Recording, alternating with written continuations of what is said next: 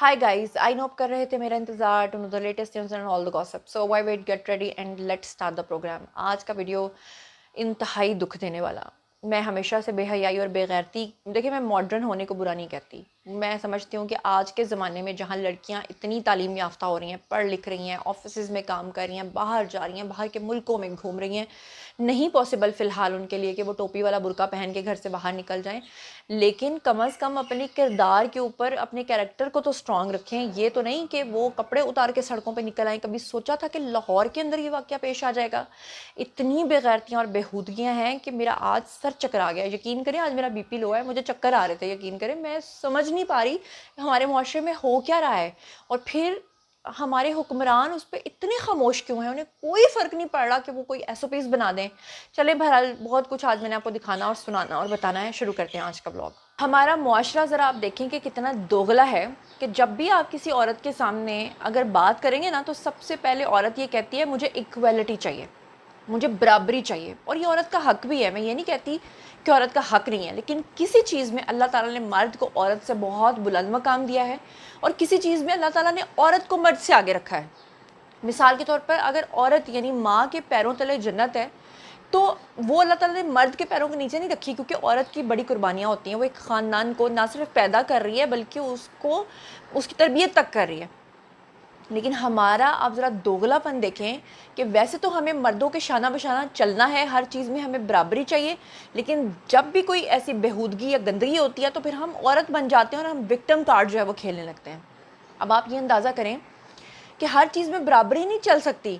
मतलब अगर मर्द जो है वो, आप देखें ना अक्सर लाइट चली जाती है, लोगों के ट्रांसफार्मर्स जल जाते हैं, तो मर्द हजरात तो बुनियान पहन के भी बाहर निकल जाते हैं। तो क्या औरतें ये कर सकती हैं?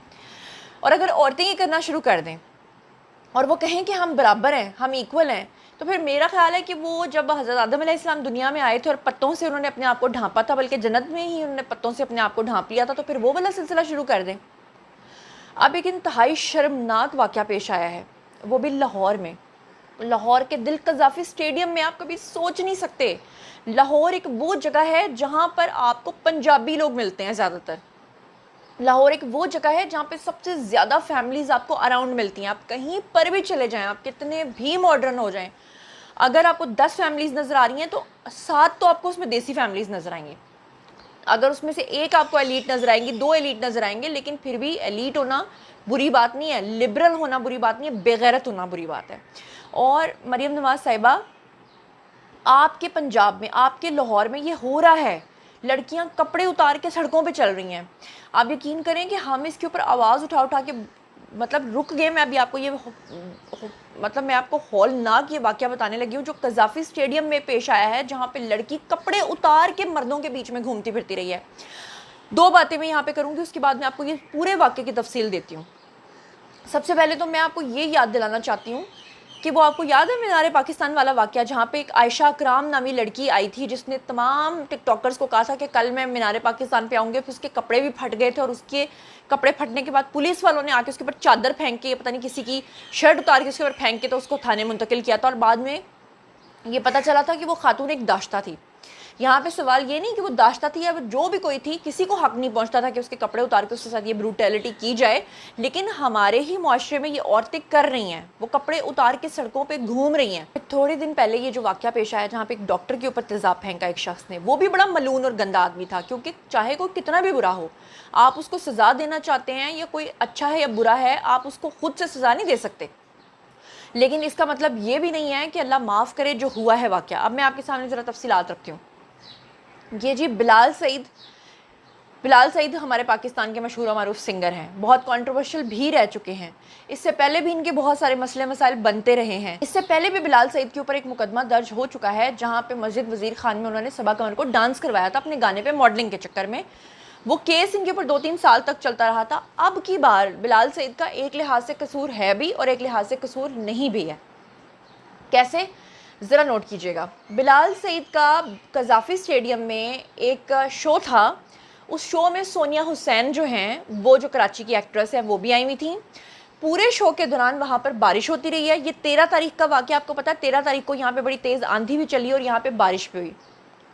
पता ये चला है कि उस बारिश में, उस कॉन्सर्ट के अंदर मौजूद कुछ बेहुदा किस्म की लड़कियों ने वहाँ पर मर्दों के साथ इतनी बेहुदगी की है। آپ سوچ سکتے ہیں کبھی لڑکیوں نے کیا ہے. یہ اسکرین کے اوپر آپ کو ایک ویڈیو نظر آ رہا ہوگا جہاں پر آپ کو لڑکی سی تھرو شرٹ پہن کر نیچے آپ کو وہ جو نظر آ رہی ہے پہنے ہوئے, میں تو وہ ورڈ بھی نہیں بولنا چاہتی, یہ وہ کھلے عام پورے مجمع کے سامنے ڈانس کرتی رہی ہے.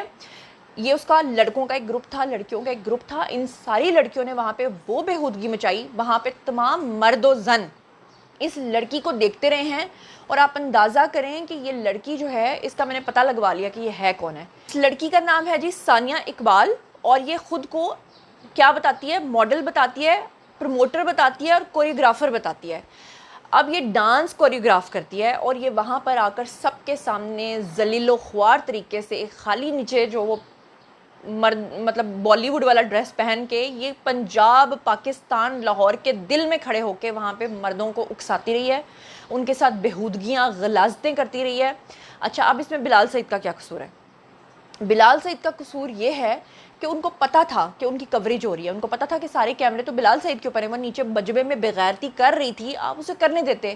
بلال سعید نے اس کو جناب بلا لیا اسٹیج کے اوپر, اوپر سے بارش ہو رہی ہے, اوپر سے اس نے سی تھرو ڈریس پہنا ہوا ہے, نیچے وہ جو پہن کے دکھانے کی کوشش کر رہی ہے وہ پہنے ہوئے بلال سعید جو ہیں وہ اس کو اسٹیج پہ لے آتے ہیں. اب آپ مجھے بتائیں کہ ہمارا معاشرہ جا کہاں رہا ہے؟ اچھا, بڑی مزیدار بات یہ کہ اس سے بھی زیادہ وہ ایک حدیث ہے نا کہ اگر کوئی برائی ہے تو اس کو پہلے اپنے ہاتھ سے روکو, اگر ہاتھ سے بھی روکنے کی طاقت نہیں ہے تو پھر اس کو جو ہے زبان سے روکو, لیکن زبان سے روکنا جو ہے وہ تمہارے ایمان کی کمزور ترین نشانی ہے.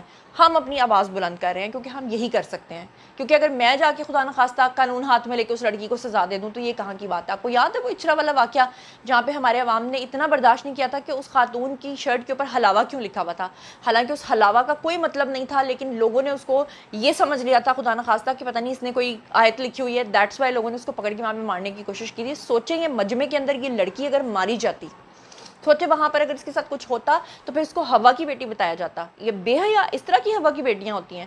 اور پھر جو ہے کوئی واقعہ ہو جائے تو پھر کہتے ہیں کہ جی پاکستان کے اندر خواتین کے ساتھ یہ ہو گیا. اب مجھے انتہائی دکھ اور افسوس کے ساتھ یہ کہنا پڑتا ہے کہ یہ لڑکی جب کپڑے اتار کے وہاں پہ ڈانس کر رہی تھی اور اس کے ویڈیوز جب یہ خود سوشل میڈیا پہ پوسٹ کر رہی تھی اور لوگ اس کے بارے میں ٹویٹس کر کے پتہ کیا لکھ رہے تھے, لوگوں کی ذرا منٹیلٹی دیکھیں, ہمارے پاکستانیوں کی منٹیلٹی دیکھیں.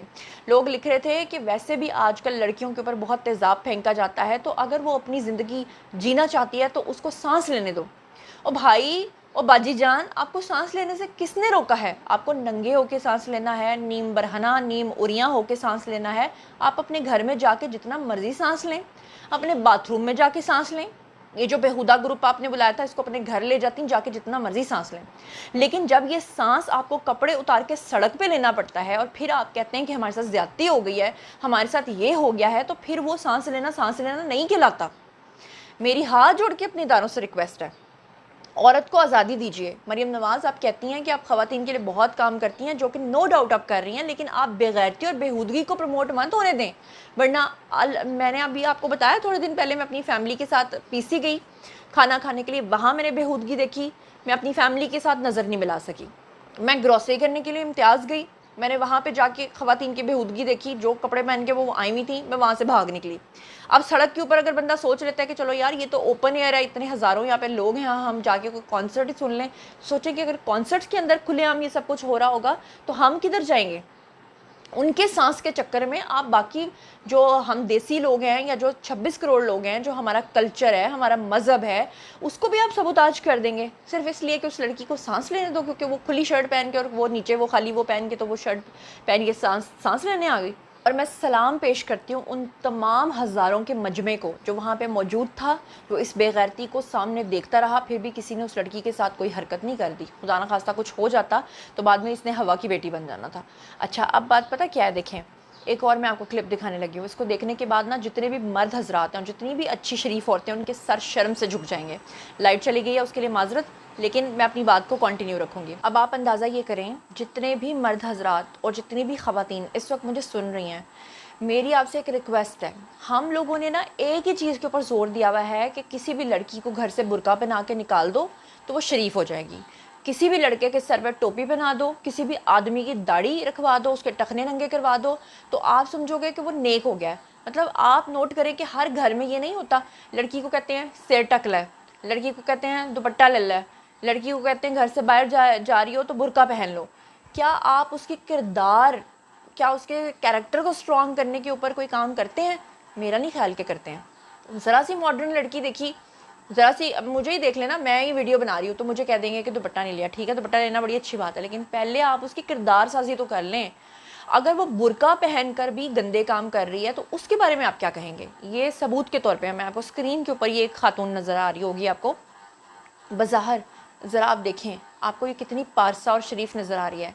اس نے بڑی سی چادر بھی لی ہوئی ہے، اس نے ہمارا مشرقی لباس بھی پہنا ہوا ہے، اور وہ کیا کر رہی ہے؟ وہ تو صرف اپنی زندگی جی رہی ہے، وہ تو صرف جھولا لے رہی ہے.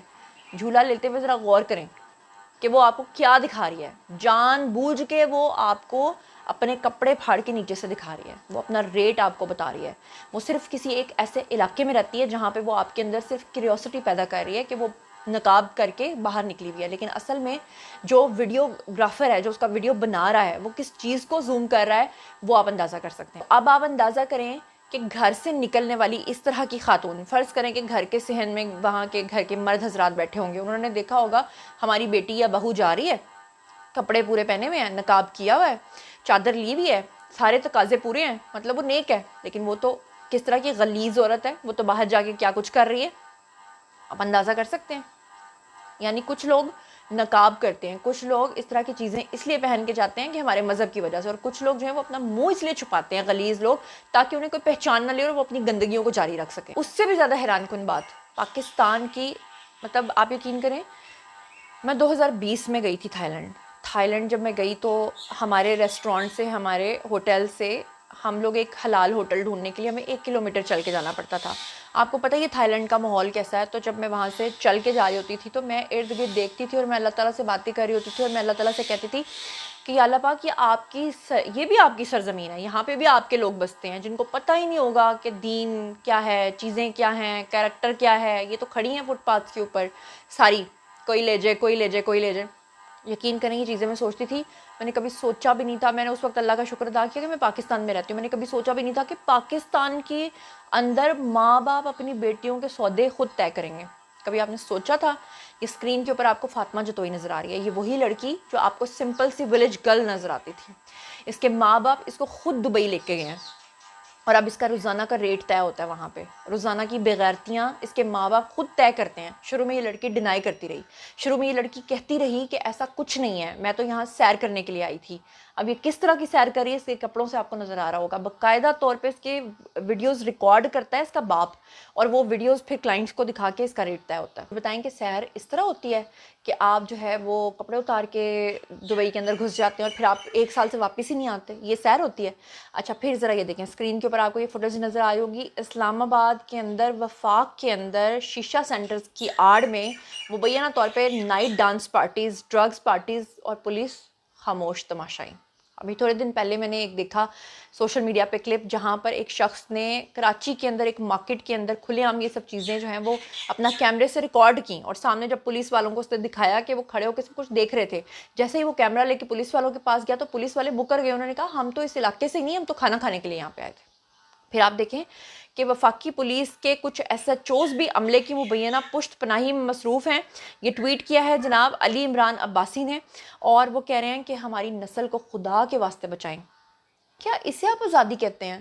کیا اسے آپ کہتے ہیں کہ عورت کو آزادی دینی چاہیے، اسے سانس لینے کا حق ہونا چاہیے؟ سانس لینے جا رہے ہیں چھتوں کے اوپر چڑھ کے، ڈانس پارٹیز کر کے، وہیں پہ غلاظت بکھیر کے، وہیں پہ شیشہ پی کے، وہیں پہ سب کچھ کر کے، تو آپ جو ہے نا سانس لینے دیں عورت کو. ابھی کچھ عرصہ پہلے مجھے ایک دیسی شادی میں جانے کا اتفاق ہوا، اور وہاں پہ انہوں نے ڈانسرز بلائی ہوئی تھیں، اور وہ ڈانسرز نے جس طرح کا بیہودہ ڈانس کیا، ہماری ہی فیملی کے کچھ لوگ کھڑے ہوئے، انہوں نے کہا کہ اگر اس طرح کی چیزیں ہمیں دکھانی ہیں تو ہم یہ شادی چھوڑ کے جا رہے ہیں.